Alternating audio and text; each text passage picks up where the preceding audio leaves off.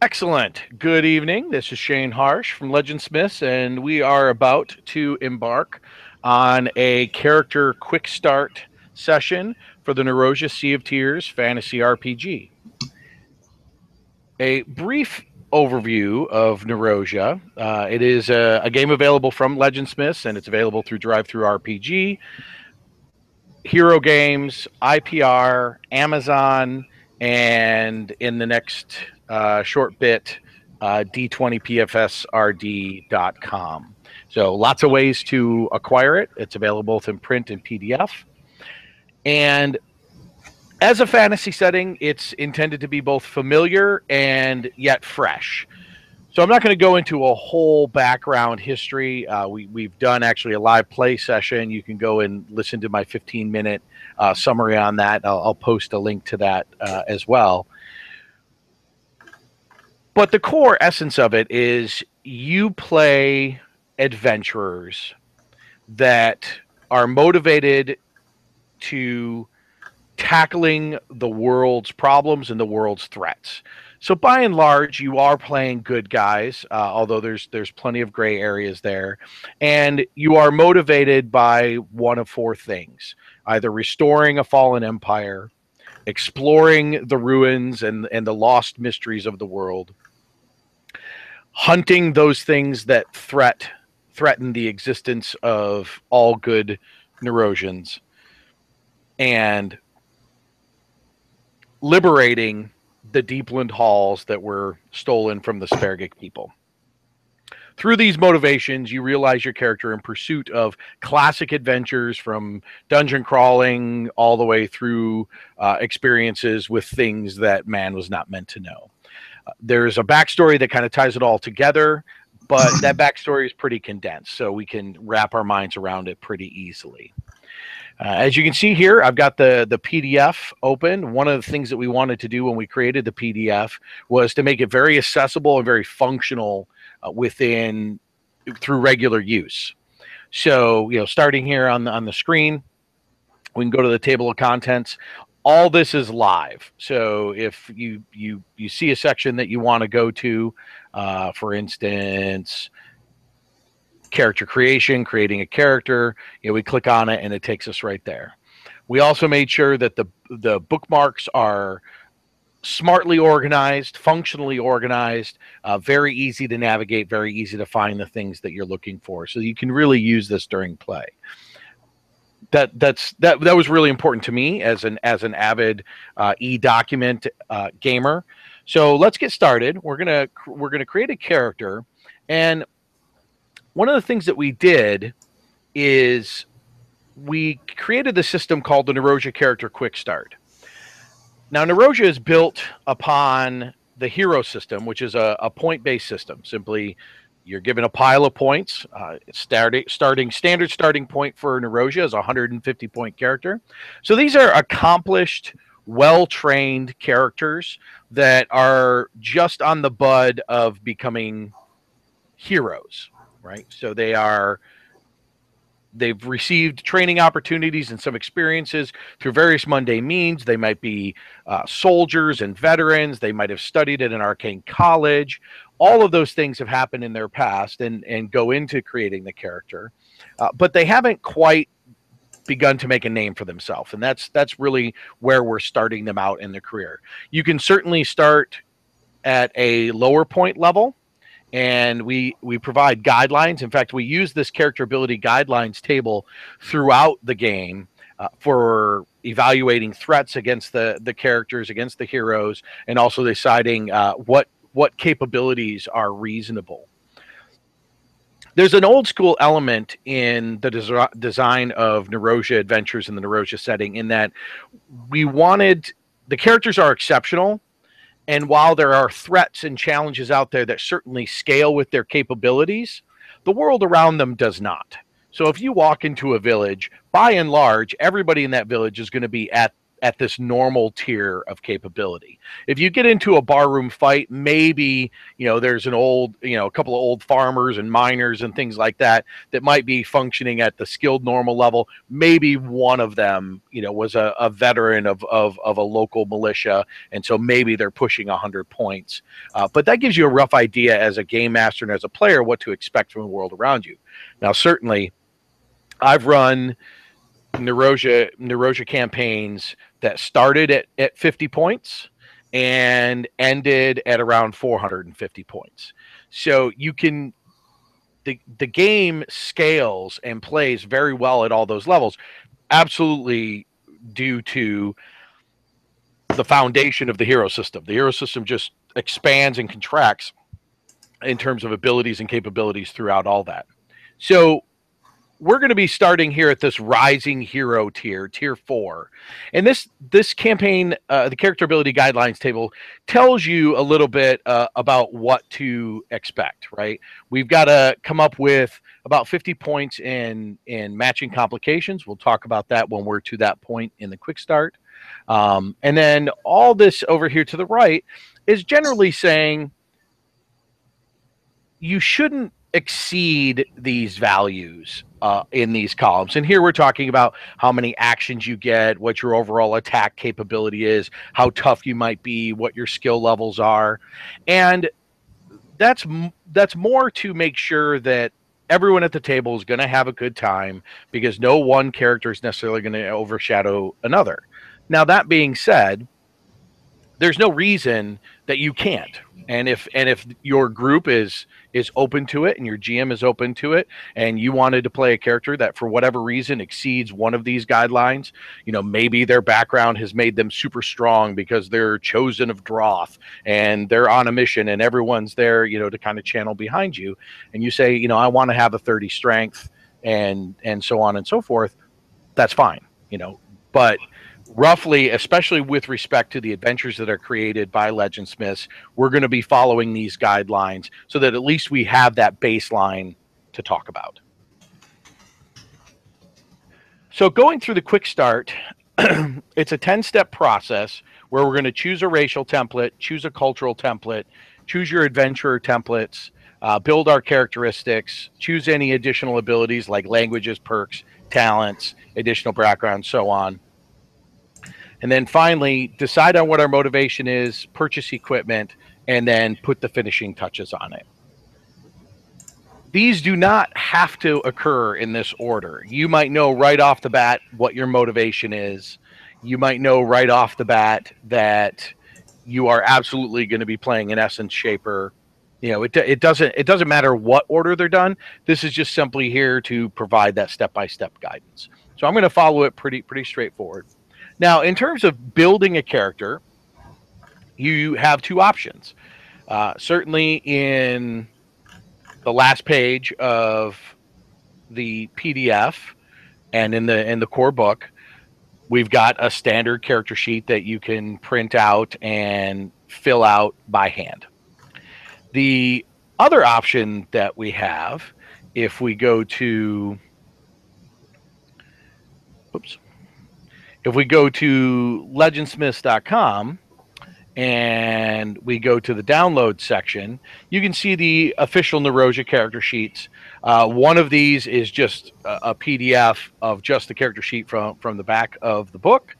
And then we also have this form fillable character sheet that you can download. And I've got that up over here. I've actually pre-populated with some of the racial stuff. So you can see how that comes together. There is some automation in the character sheet, but there was a conscious decision, because that automation is not supported by all browsers, especially from a mobile tablet perspective, that we weren't going to get all crazy with the automated options of that character sheet. So you can follow along using that. I'm going to do my best to kind of switch back and forth. The other option that we highly recommend, just because all Hero System products and games support this, is the use of Hero Designer. Hero Designer is feature complete. It's available at the Hero Game Store. It's $25. so it's relatively low cost, and you can use it for any of your hero system games, not just Narosia. What we've done is we put together a custom hero designer character pack that has all of the core elements from the book in there, so you really pretty much can just pick and choose, and that makes things pretty easy to build a character. And we're going to walk through that right now. I'm going to start a new character. Since we're not using just a default hero system, build it from scratch, we're going to use a custom non-standard rules approach. So I'm going to choose that from the menu, choose file, and that should take you to your template directory. It might take you to your default hero designer directory. In there, you'll see templates. And if you've installed the character pack according to the instructions, then in there you should see a bunch of Narosia templates. And I'm going to select a Drothmal because I'm feeling in a Drothmal mood. I want to bash some stuff. And I click Create Character, and up pops a base Drothmal. And you'll notice down here it says what the template is and also what the specific rules are. Each of the races has some slightly different rules within the character creation software. So when that happens, you know that things are set up properly. This character has the original name of Drothmal with alternate IDs, Drothmal. So we're going to expand on that. And we can look at how their base characteristics are built and what powers they get as part of that race, and plenty of room for other things that we're going to fill out. So I'm going to start here, and now I'm going to switch back to the book and follow along with the character creation. So the first thing we're going to do is we're going to pick a race. Now, one thing to note about the races is all races have what we call characteristic maxima. And characteristic maxima within the hero system is simply the point at which your characteristics cost double. It's not saying that this is a hard limit, just at that point you have to start paying double points. So if we look here, we notice that the Atlan have a strength maximum of 20 and the Drothmal have a strength maximum of 20. So if they want to get higher than that, then they are going to have to pay double points. And all of the characters have that built out. So I'm changing here to the Drothmal page. I can see awesome Universe M artwork for the Drothmal. In fact, Matt Miner, a member of Universe M, his very first character in Narosia was Grange Bloodbone, and that is a wonderful picture of him.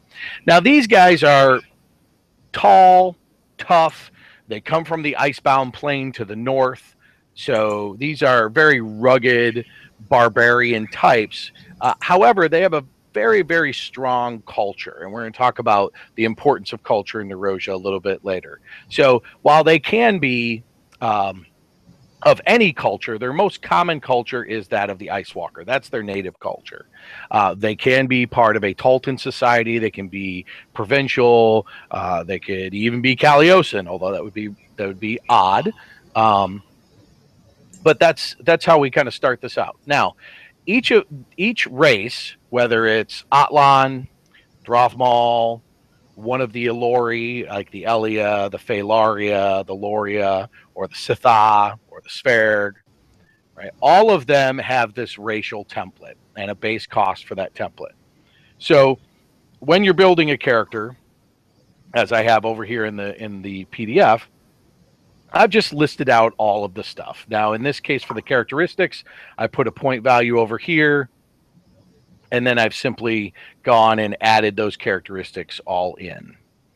In Hero Designer, those characteristics are actually listed out here, and they are factored into your total column over here. And the reason is, if you'll notice, I'll go to 20 strength.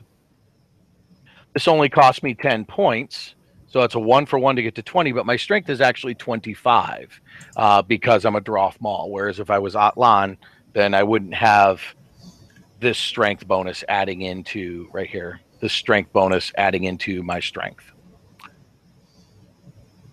So I'll probably end up getting a 20 strength with this guy, but I'm going to leave that right there. So that's the first step, right? We've chosen the race, and Now we're going to move on to the culture. Now, some of the races, like the Drothmal, like the Elori, right? They all have Elori traits. That right here, choose one Elori trait from heroic abilities. The Sverg, same thing. Sverg have some optional abilities. The optional abilities are characteristics of capabilities that are not common to all members of that race, and yet they are examples of the race's potential. So I did decide that I know I'm going to go with the Lesser Rage of Veil. This would actually come out of the additional abilities step in the character quick start, so we'll be revisiting that. Also, all races might have some required complications. In this case, the Drothmal, regardless of what culture they're actually from, have a negative reputation as brutish barbarians. They're big, so they eat a lot. They need bigger weapons and or they need bigger armor. They take up more space. That's an issue. And they also, some of their characteristics, they do actually have reduced characteristic maxima. So, for instance, they can't get higher than a dexterity of 18 without paying double. Not a huge limitation. It's a subtle limitation, really just to kind of reinforce the fact that Drothmal tend to be a bit more muscle bound and a little less nimble in terms of potential, but on average, they're just as capable. All right, so now we're going to move on to culture. And culture plays a very important role within Narosia. Each region has its own culture. And we talk about cultural familiarity here, that helps to understand in social situations. Really depends on the nature of your group how much that's going to come into play. But the major cultures that we've got in here: the Ataltan culture, the Aloran culture for all the races of the Alori, the Icewalkers, as we've seen with the Drothmal, the Malderg. These are the Sverg from Malador, which is their new homeland. Outlander, these are frontiers people. Provincials, these are individuals from the free provinces, very much a feudal, warring state type society. Think War of the Roses era, that kind of thing. Silentian, this is a magocracy, so very, very much an academic culture. And then the Sokon, this is the culture associated with the Sitha. It's a nomadic culture, very gypsy-like, very isolationist, but nonetheless, that's a culture that your Sitha, and probably not anybody else. Although it's a good backstory if you want to have your Atlan character raised in the Sokon culture. Some great role-playing opportunities there. I'm going to play this pretty straight and go with the Icewalker culture for this Drothmal. And every culture is going to have a set of everyman skills. Now that's a long-standing hero term with with an age of over 30 years. And these are like your default skills. In Hero, if you don't have a skill on your character sheet, you generally can't do it. The GM might give you an opportunity to roll, but typically that's going to be at a significant penalty, typically half of whatever the default skill roll is. So at best, you're going to be hoping for like a 5 or a 6 or less on 3d6. So the Everyman skills do define some core levels at 8 or less for some basic skills that align with what that culture is known for. Also, the knowledge about the culture used for kind of common sense roles that you might have associated with the culture. And then each of the cultures might have some special skills. For instance, the Icewalkers, they all know how to survive in Arctic environments. They're all actually pretty good at navigating.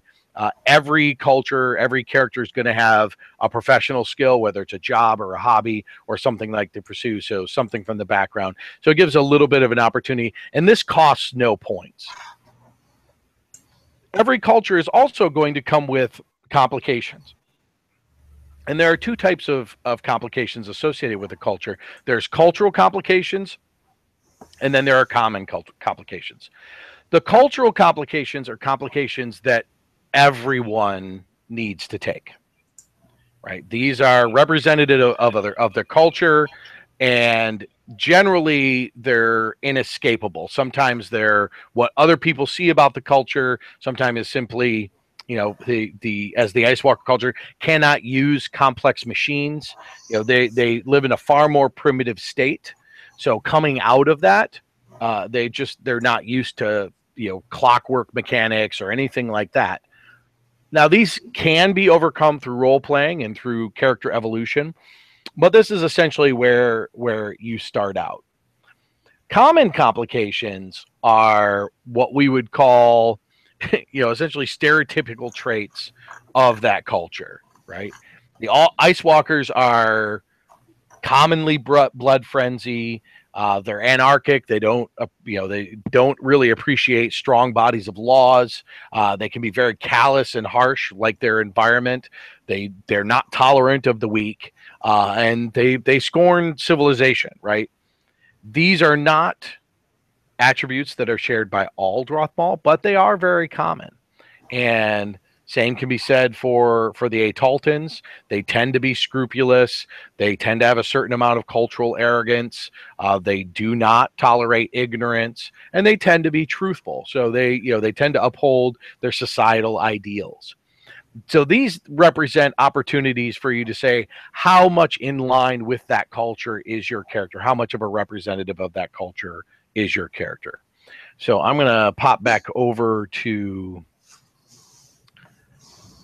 Hero Designer, and I'm going to go to Complications. And one of the things that you get with the Hero Designer character pack are the prefabs. And these prefabs include all of the things that you see in the book. So I'm going to go over here to the Icewalker Cultural, and I'm just going to select that whole thing, throw that into my character. You'll notice that the racial complications were already there. The cultural complications are already there. And actually, through all of that, I already have 45 points in complications. If you recall from the character ability guidelines table, I've got to come up with at least 50. Now, why would I want to come up with more? Well, when you play Narosia, you know, we talk about these divine intervention cards, and your complications are the first and foremost way for you to earn cards. So in essence, the more complications you have, the more opportunity you have to earn cards and to play an interesting character.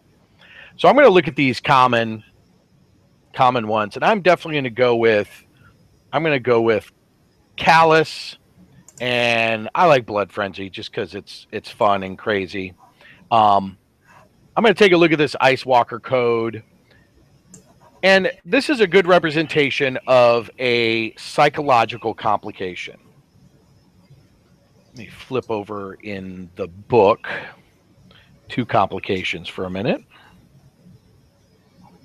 So here we are at the complications section. And one of the fundamental elements of complications is a complication which isn't a complication isn't worth any points. So no matter what I want to play, what I think would be interesting from a character perspective, if it's actually not going to limit my character choices or force me to make certain choices, then it's not really worth any complication points. I'm going to pull up here the complication description, go to the psychological complication. And psychological complications are what we find most often for characters. And you can see, whoops. Oh, that's right. I got to turn this on, scrolling. Otherwise, it's going to jump around. It's range berserk. Here we go. Psychological complications. So psychological complication within Narosia, within the hero system, is based on how common is the situation associated with the psychological complication and how intense is my reaction to it. So if I look at this Icewalker Code of Honor, which says, give no curse to suffering, protect the clan, bleed your foes, fight with honor, share the suffering. Okay, that's, you know, fairly combat oriented, but also oriented around the protection of the clan and whoever the Drothmal perceives as his clan, which by default is going to be the adventuring group. So that is a common situation, but this intensity could range. If I choose total, going back to here, if I choose total, the character becomes totally useless or completely irrational. That means, with respect to my code of honor, I'll never step aside from that honor. I'll never put it down. I'll always keep to my word.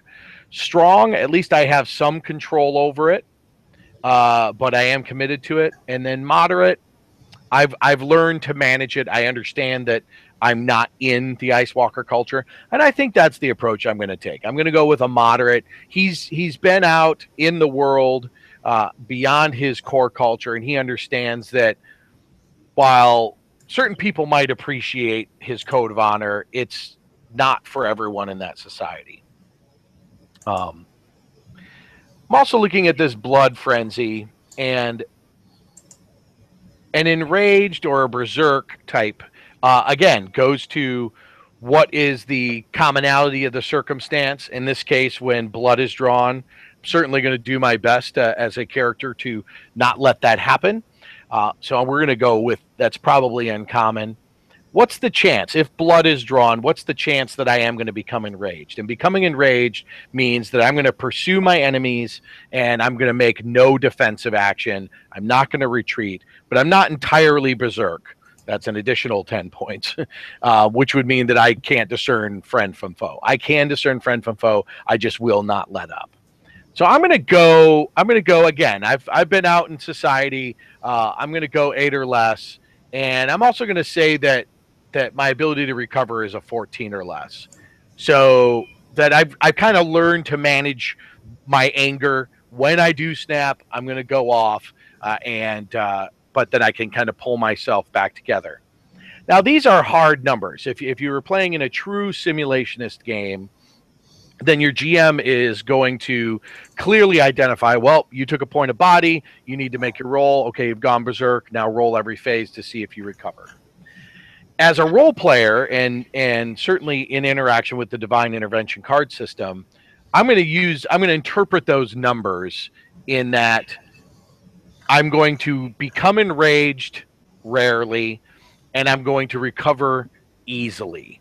Right? That might be a better way to remember it. And you know, the flip side could be true. If I become enraged in a 14 or less, well, I become enraged easily. That means it's pretty much going to happen every time. And if I recover in an 8 or less, it's going to be I recover rarely. And then the GM might allow me to play into that, might entice me with cards, what have you, to play up that complication. So, that puts me at about 55 points. Sticking to the letter of the law, I think I'm going to go down here and drop my callous to moderate as well. I've got some good elements here to play off of my character. None of them are particularly strong and enforceable, but they're really good opportunities for me as a role player to choose when I'm going to engage with them. Okay, fantastic. So that was all driven off of the Icewalker culture. And remember what I said earlier about how following that strict order of the quick start operations isn't always necessary. We can clearly see that at this point I have my 50 points in complications.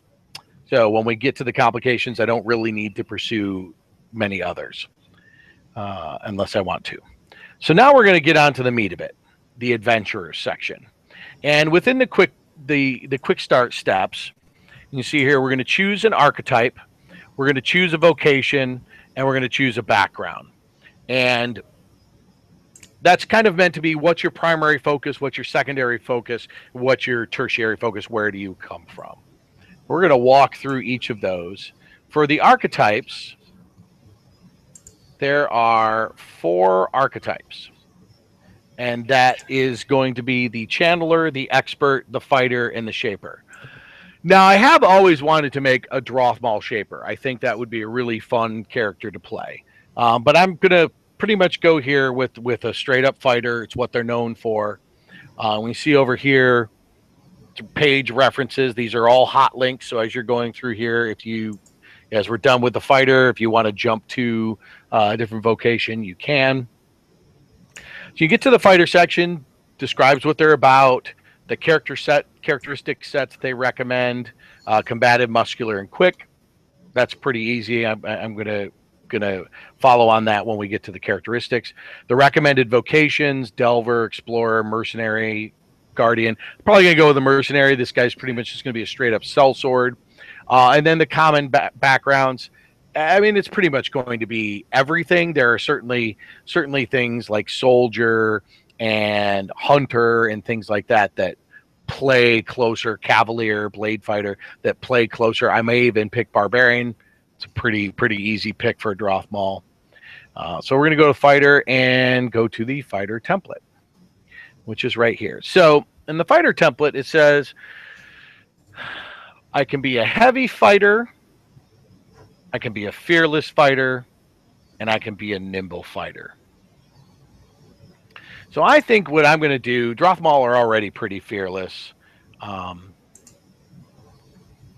think it's pretty easy to fall into the heavy fighter realm. I think I'm going to go with a nimble fighter on this guy, just for fun.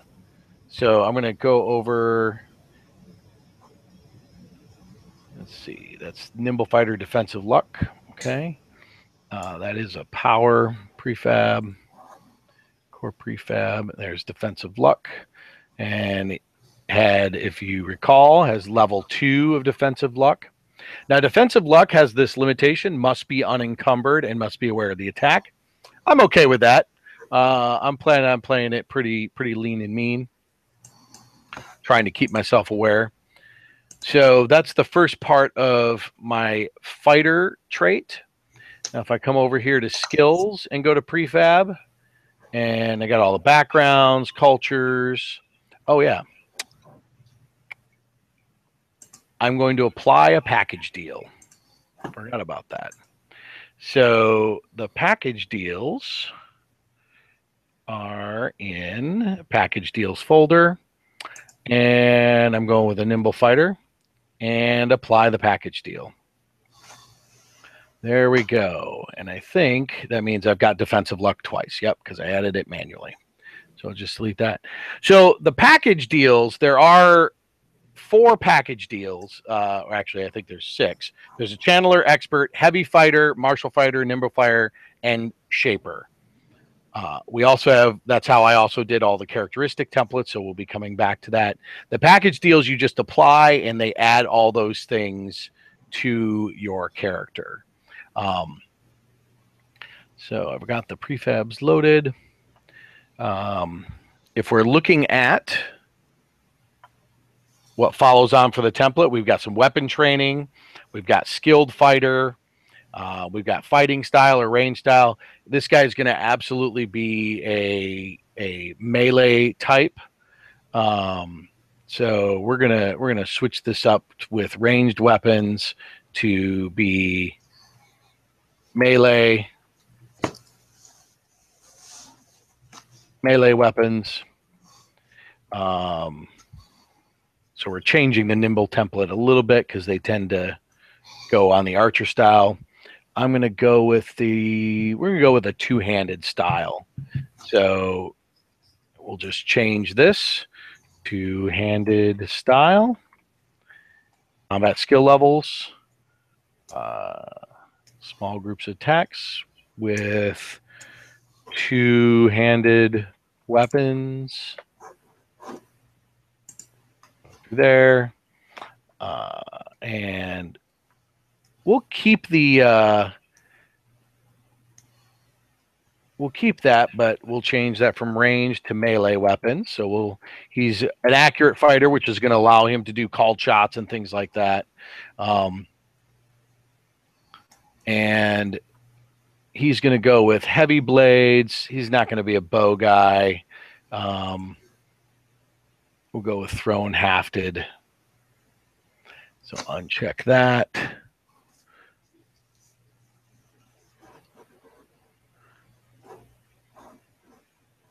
Yeah, that works.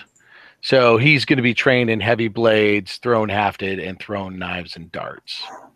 And I think we are... Yep. So that gets us our core 3. So that's applying the fighter template. Now we are going to switch over and pick our vocation.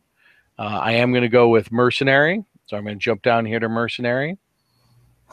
Now, the Mercenary has, since it's all just skills, right here, I can just pick that pack. That adds in all my skills. And I've got to choose +1 with all attacks or +2 with melee range attack. I'm going to go +1 with all attacks since he's already got the +2 with melee weapons. Now, I don't have to keep within this structure. I can move these abilities out there. I'm just going to leave them in there so it's clear what we've done. Now I'm going to go over. We've done Mercenary. It's pay Mercenary. We're good to go. That was a 15-point template. We're going to go to the backgrounds now. Lots of backgrounds to choose from. These help round out and can really complement. So you could choose an essence shaper, but you could take an archer template if you wanted to, have an archery background. If you're a fighter and you're more of a cavalier, mounted fighter, it's built in there. Athlete, barbarian. If you were a detective, all these things are built to kind of collectively drive your character in a particular direction. I think we're going to go with Barbarian. I think it fits the most. Gets us the core skills that I think we're gonna want. Although I can certainly see us taking maybe athlete or something else later. So we're gonna select that. There we go. Barbarian's been added. All right. Well, now we're up to 70 total points in building our character. Are there any questions at this time before we dive into characteristics? Nope. All right.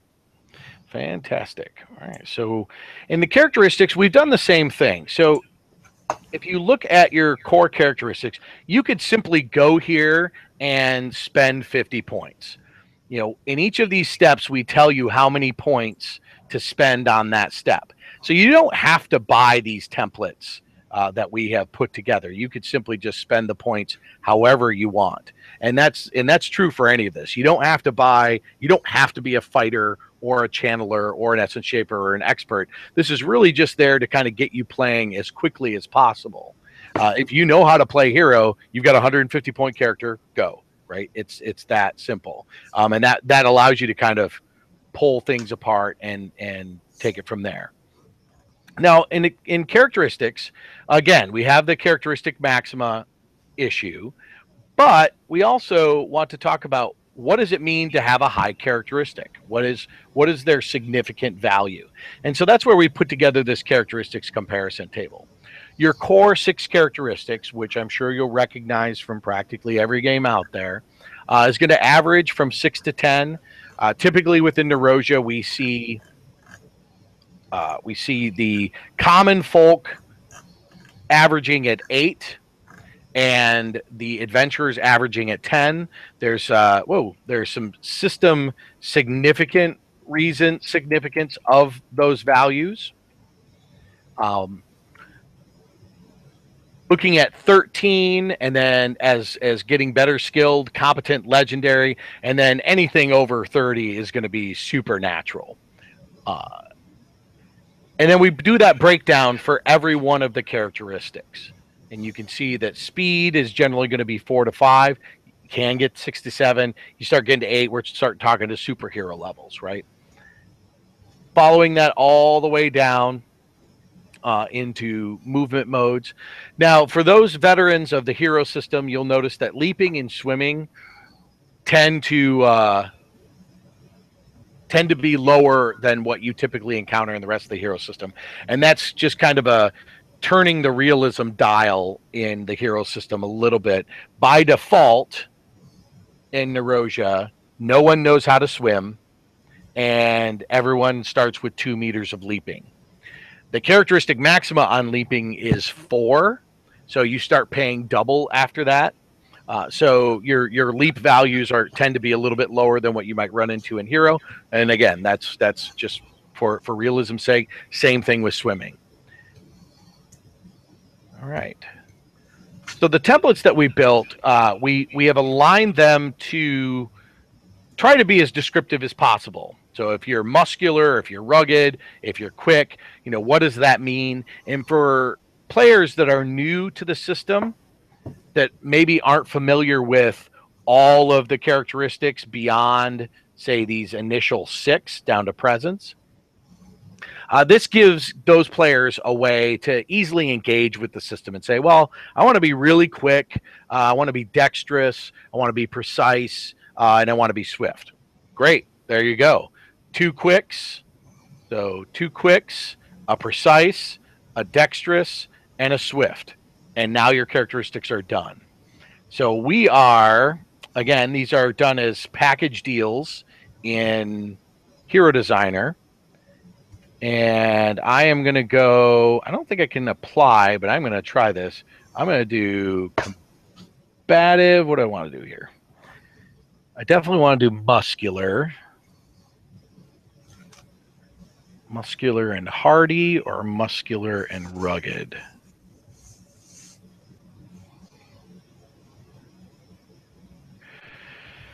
Yeah, I think we're going to go. So then we're going to go with muscular and rugged and quick. Pretty much every character you want to pick quick, it's +1 speed. Every hero should have at least a 3 speed. If you're a hero veteran and you know how to play 2 speed, it can be a lot of fun. I do know a couple of players that are actually pretty good at that. They'd rather spend their 10 points somewhere else.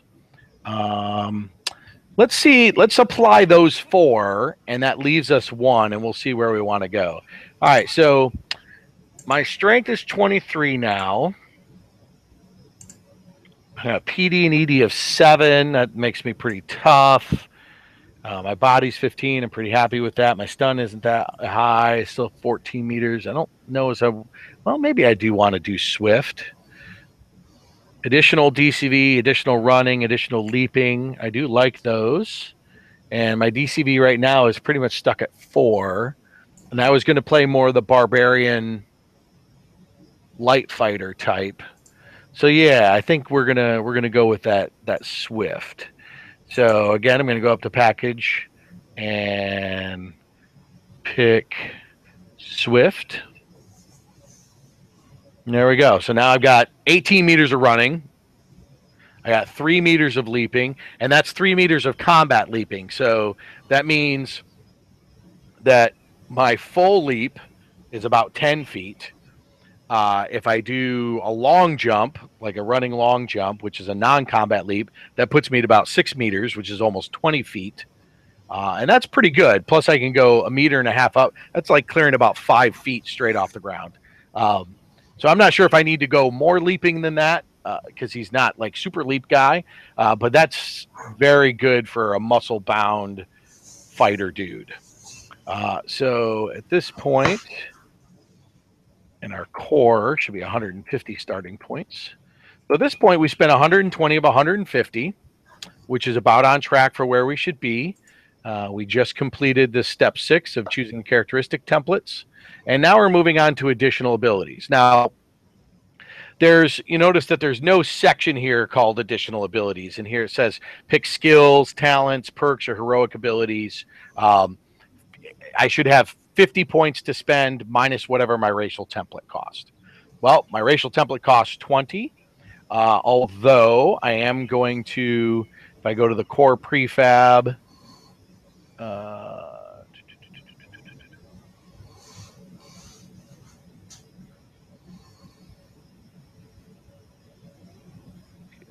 okay. So I've got some other things here that I may want to buy, some special heroic abilities to help round this out. And I think, what am I going to do here? I've got all these talents I can choose from. Got all these powers. I think I am going to, with my defensive luck, I think I'm going to bump that up. So I'm going to go to defensive luck 3, get rid of that. I'm going to buy heroic toughness. So I've got at least 1 point of armor.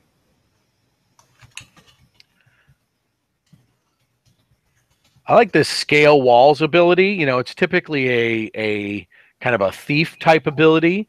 But, you know, as we all know, Conan climbed the Tower of the Elephant. So I think this is going to give me the ability to climb basically anything. And I think that's a pretty cool barbarian type trait to go with.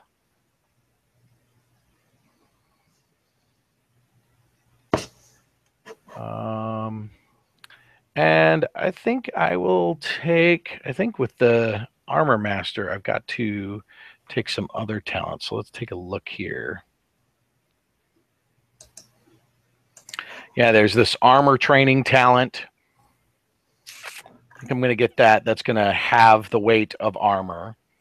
And then if I look at heroic abilities and I look at Armor Expert and Armor Master, both of those require the armor training.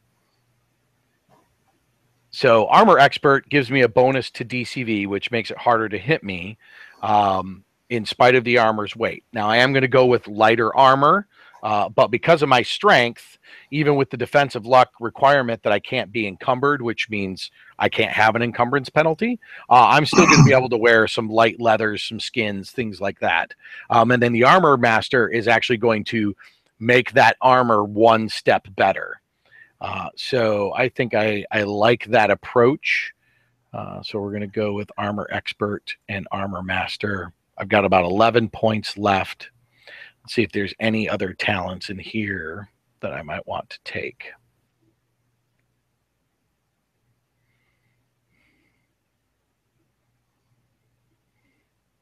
So all the Hierophant abilities, I'm definitely not a Hierophant.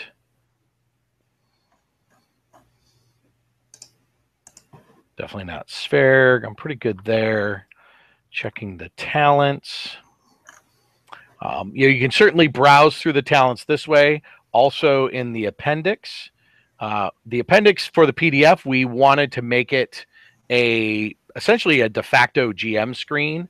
So this first section here is all about making characters, the skill list, going into the talent. So I can just come here and easily see the list of talents if there's anything that I might be interested in.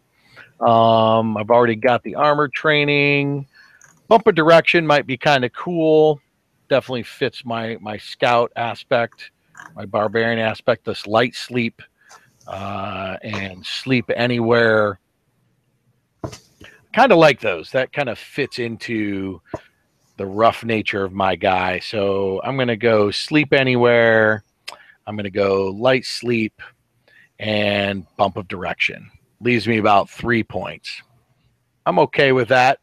I did remark that I thought this guy's stun was a little low at 24. So I think I'm going to spend my remaining 3 points.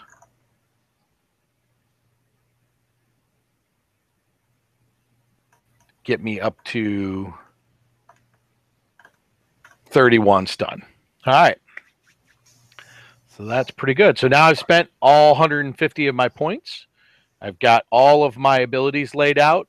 From a skills perspective, I'm pretty straightforward. I've got some combat skills. I know how to use a handful of weapons. I do know a little bit about being a mercenary, but I'm just a fighter guy.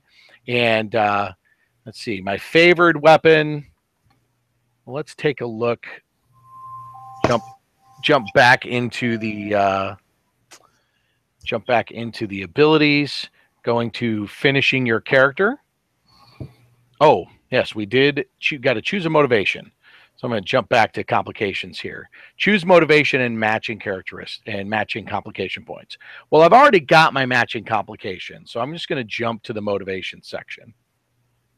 And you can see here in the motivation section, it talks about what are the 4 motivations: liberation, restoration, exploration, and hunting. Even though this is above and beyond the 50 points that I've got, go to the complications tab. I'm going to pick motivation.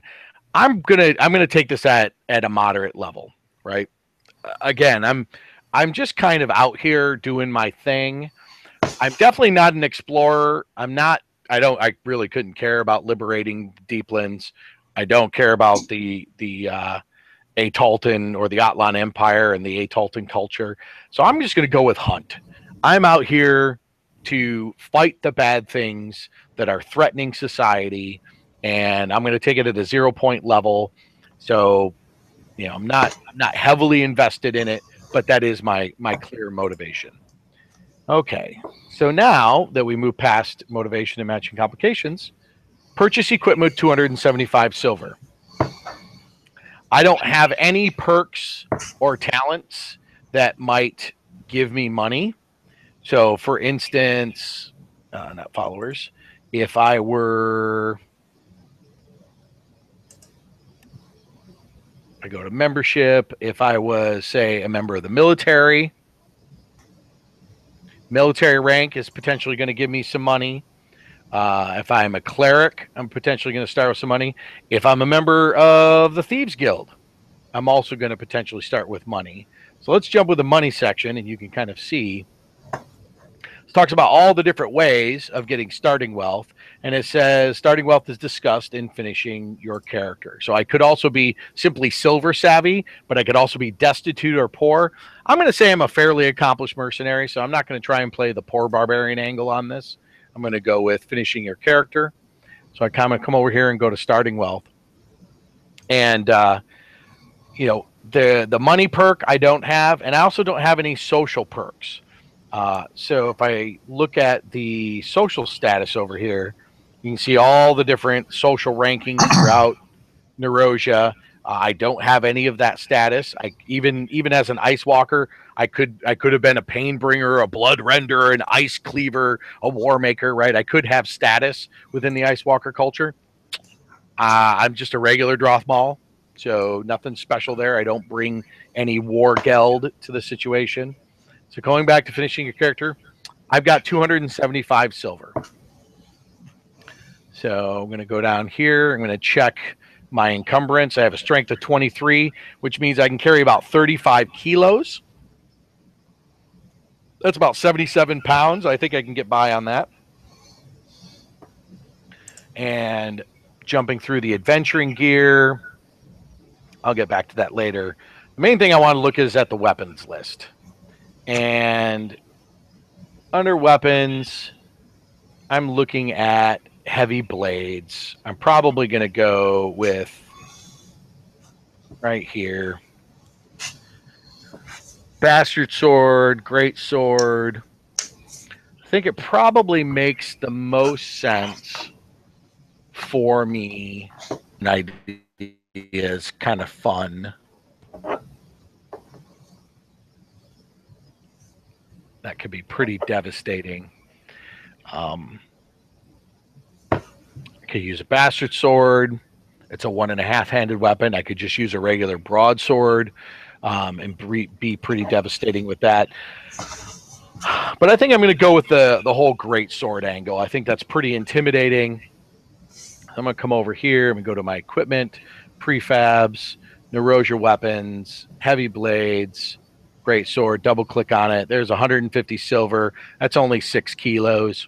All right, that's pretty easy. Let's jump down to armor and see what we got. Now, keep in mind with my armor talent, the mass of this armor is going to be halved, but I also only have at this point 125 silver, so I can't go crazy. Even like heavy leather, that's going to leave me about 15 silver for adventuring gear. I don't know if I want to do that, but I could definitely just go with straight up leather, which is probably what I'm going to do. If I look at some of the armor kits, Now, the Narosia system is a hit location based system. So you'll see over here, it talks about all the, or details the locations that are covered. If you want to see what that kind of looks like, you can go over here to the hit location diagram. You can see how all the hit locations break down. Your armor kits are basically going to protect your core and then have lighter armor on the arms. And that's going to allow you to kind of maximize the likelihood or the maximize your protection and minimizing the weight without wearing a full suit. So we can see here that studded cloth and studded leather, they actually provide pretty good core protection. But they do have a cost. That would leave me about 20 silver for gear. I think it's going to be pretty intimidating if I just go with all leather. I think we're going to go for 71 silver. So jump down here to core armor, light armor, and the armor kits are all built out in here. So we're going to go with leather. So we've added that on.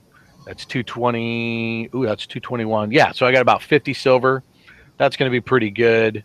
I definitely, that does not cover my head. Well, it does not cover my face. Location 4, again, if we're going to jump back to the hit location table, you can see 3 to 4 is the head. So location 3 is basically the front, the face. Location 4 is the area around it. So this suit, which covers locations 4 to 18, it covers everything but my face, more or less, right? It's stylistic, but it comes with boots. You'll also see that the armor has some specific characteristics, which I don't think are going to be a limiting factor for me. A maximum dex of 21, no problem. The armor has 6 body. If you play with the advanced optional rule that every penetration of your armor causes a point of damage, well, that's essentially how many penetrations you can take, and then the overall PD and ED bonus that's going to provide. Now, since of my armor talent, I'm going to open this up and change the weight from 7.5 to 3.75. And the other thing I'm going to do, going back to this power right here, just reminding you that I've got this Armor Master, which does provide an additional point of resistant protection. So those are my 2 core pieces of equipment. Certainly I can think about getting additional adventuring gear. I'm probably going to want to have like some rope and a backpack and things like that. And I can throw the backpack on there, throw some rope on there. I probably wouldn't get a grappling hook because it's 10 silver and I forgot I have my climbing ability. So I'm not going to have rope. But I do have survival. So I'm going to take a fishing hook and some line. Probably would definitely take a crowbar. It's always handy to have. I can sleep anywhere, so I guess I'm going to sleep without a bedroll. And one of my powers as a Drothmal is right here, Survivor, life support, safe and intense cold. So I'm actually comfortable. Room temperature, if you will, is down to about 14 degrees Fahrenheit. So, certainly in the Arctic, it gets much colder than that, and they do have to wear stuff. But I'm pretty much going to be able to, with this sleep anywhere talent and light sleep, I'm going to be able to sleep in my armor, which means it's going to be really funky armor. And with my light sleep, I'm always going to be on alert. So I'm going to be a valuable member of the adventuring party. Mm-hmm. So right there, that's 246. I'm not going to dive too far into, all the equipment that's available. Nope, I don't need a gun maintenance kit. And certainly can't afford it at 60 silver.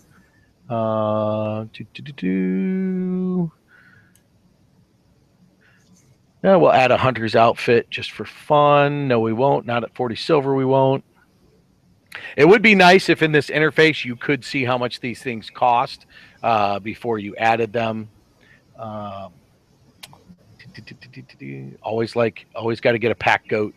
It's my favorite. You got a bestiary right up. And that pretty much takes care of the standard thing. We'll get a little bit of fresh leaf and some start berries. How's that about rations? Gonna have food. This guy eats other people's lunches. That's his thing. But travel rations, yeah. Now, because of this complication, right here, Drothmal size, eat and breed twice as normal, right?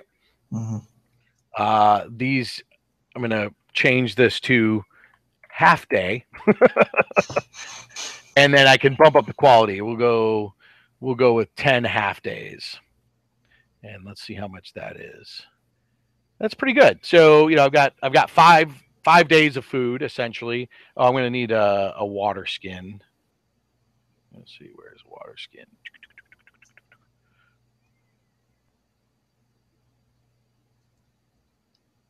Oh, I'm sure there's one in here somewhere. There it is. Water skin. And I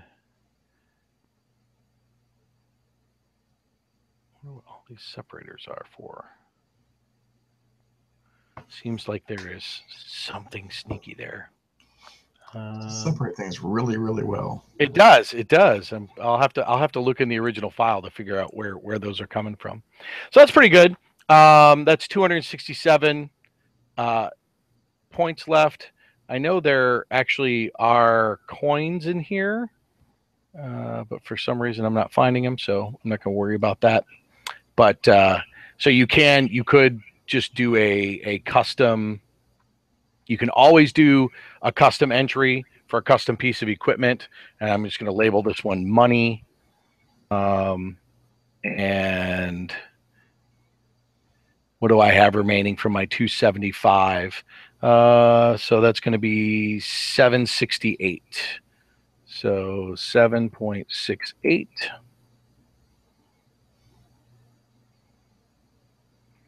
$7 silver, 6 copper, and 8 iron bits. And that's a total of 14, 21. So that's 0.21. Each coin weighs 0.01. So boom, there's my money. I've got 275 silver. I'm only carrying 13.9 kilos, which, going back to the encumbrance table, is clearly well below the 35. So my defensive luck 3 is going to apply. So let me make sure that that's set to primary value. That's set to primary value. So if I go over to my characteristics summary, I've got a 7 resistant PD and 12 normal PD. That, if you compare it to an Atlan, is basically an Atlan wearing plate armor. Mm-hmm. So, but all of that, the majority of it, well, I should say half of it, is due to my defensive luck, which means the defensive luck is driven by this non-persistent, must be unencumbered, must be aware of attack, and the luck base. So I've got to see it coming. I can't throw myself in front of it. It doesn't work when I'm sleeping.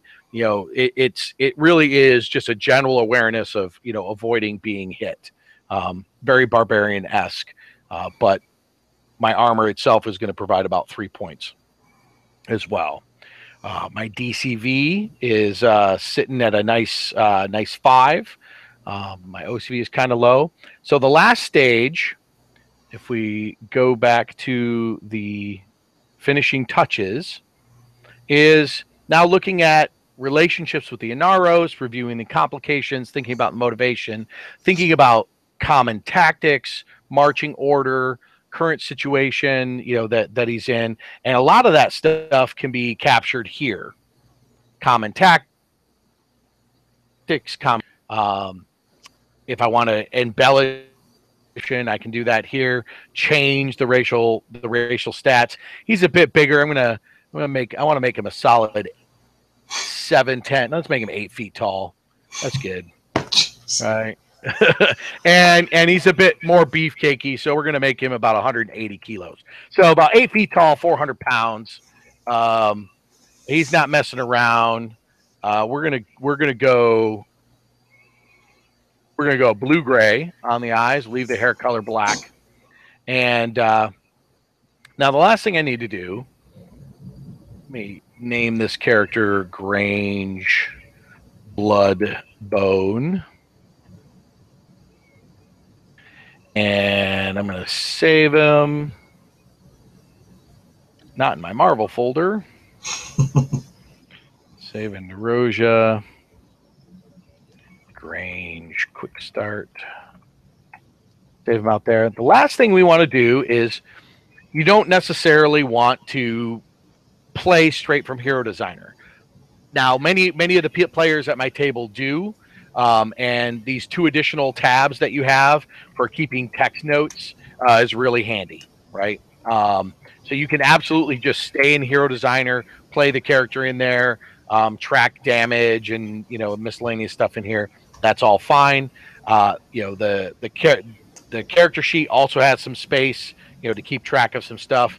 I'll transfer this guy over so I've got a better example of what the character sheet looks like filled out.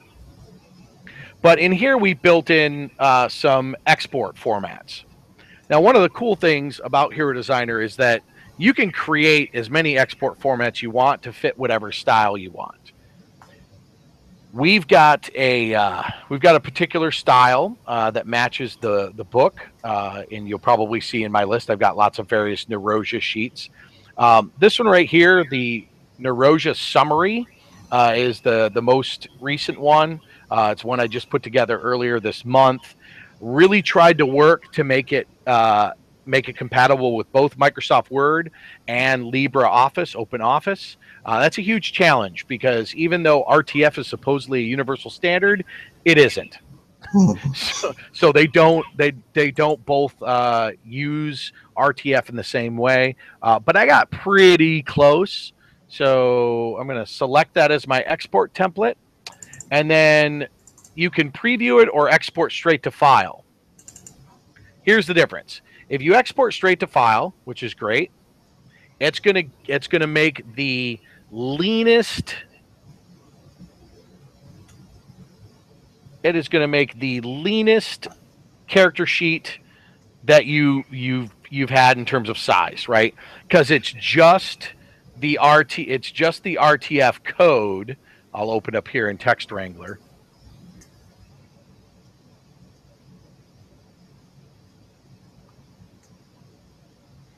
So in there, you're just going to see that's the image, by the way. You're just going to see the raw code to list out the character. So that's going to be the smallest version of the file. And you don't have to open it up like that. You can just double click on it, and that's going to open in your favorite word processor, right? Going to come out like this. Going to have all the characteristics and stuff here. This page is left blank intentionally, so you could put a picture on there. And then, and the way it's set up, in fact, I will do that. Come back here, go to Narosia Images. There's got to be a Grange in here somewhere. Let's.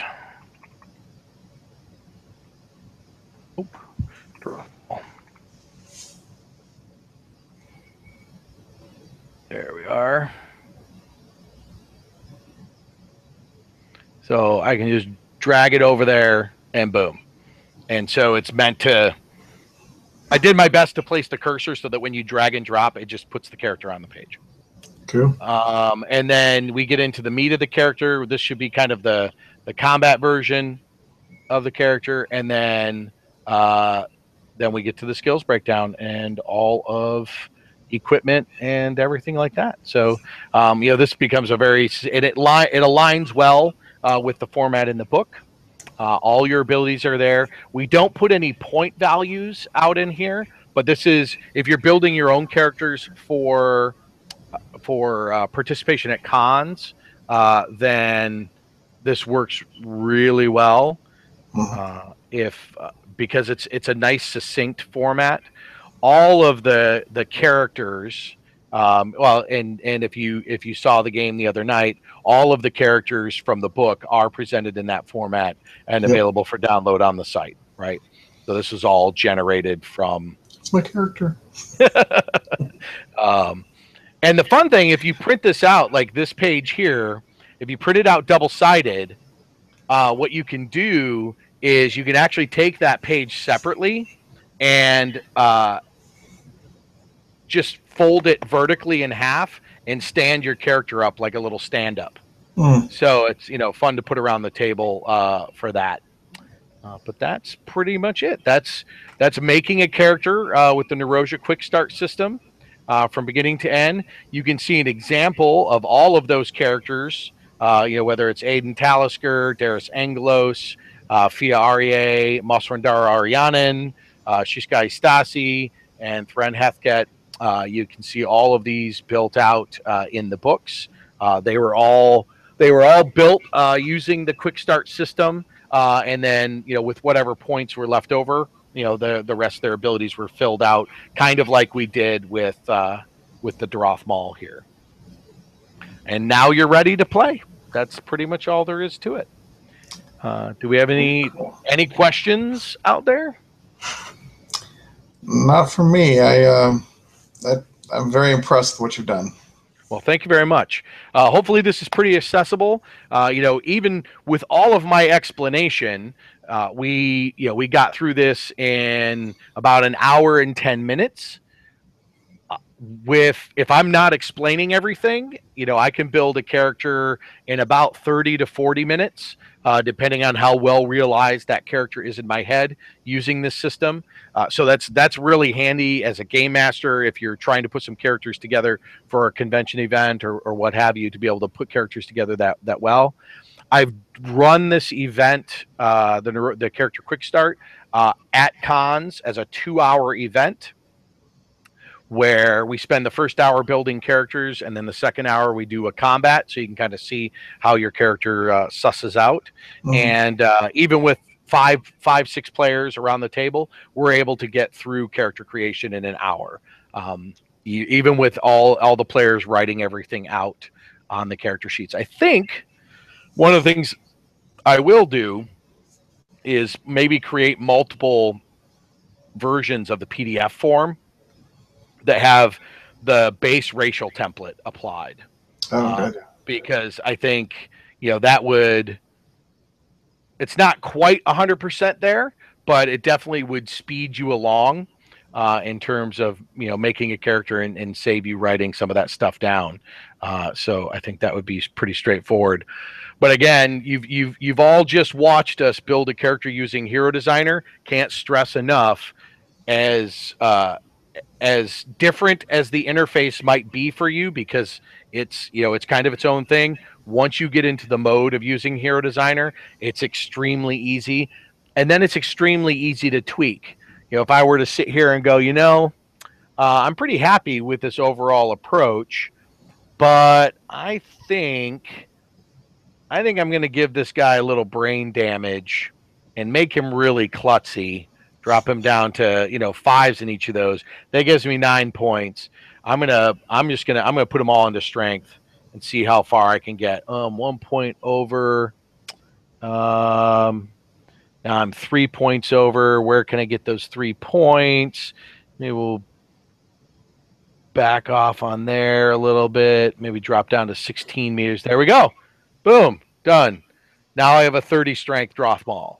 Right now he's not very smart, and he's really not very dexterous. But certainly those are choices that can be made.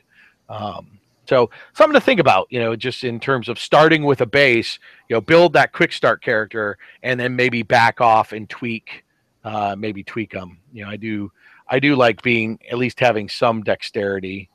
So I'm gonna drop this guy back down, put him back up, but where did those extra points go? Oh yeah, running and there we go. That's what. So I got 3 points. Maybe I'll go back over here to skills, and I want to make him a bit stealthier. So pump my stealth up to 12 or less. That leaves me 1 point. Come back over to characteristics. Maybe we'll pump that back up into. I'm gonna get min maxy here. Whoa! Hey, I'm already over 150. And 1 point. Give an extra point of recovery. So there we go. And I don't need a DMCV of 3. I can get by with a 2. Let's bump his PD up some more. And 1 more point of recovery. So anyway, you can tweak your character forever. At some point, your GM has to stop. Has to step in and say, put the hero designer right down and step away from it, because you're constantly iterating on your character. But you can see then as you earn experience points throughout the game, and we talk about when we go into the reward. Whoops. I went too far. When we go into the reward section, rewards and recognition, and the experience points, looking at, you're going to get, from 3 to 5 per session, roughly 10 to 15 per adventure arc. So you can then think about how you might want to spend those points, and your additional wealth. So that's about it. We do have a write-up in the book of the Kingdom of Ataltis. Right now, the current adventure in the book and the adventures that are forthcoming all take place in Ataltis. We've got the map of Narosia here, and as well as a full color on the website build out. And the last thing I want to show off is my favorite, a pack goat. And for those of you out there that don't think the pack goats are real, they are. They're awesome. And I thought, what better thing to take into a dungeon than a pack goat, right? They can be trained to follow you. They can go anywhere. They have no problem with stairs or even narrow ledges. In fact, they're often better at that than the player characters. So they're really good companions. And, they can carry roughly about 20 kilograms safely. So they can carry lots of food, and they generally eat anything. So unless you're actually going into a cave, if you're going out into the wilderness, they can pretty much feed themselves along the way. So I thought that was a nice little addition to the world. And that's it for tonight. So we're going to close this off. Thank you all for coming. Appreciate your support, and hopefully this helps people make some characters as quickly as possible. And I look forward to hearing about all the Narosia games that are out there. And this is Shane Harsh. Good night. Thank you, Shane.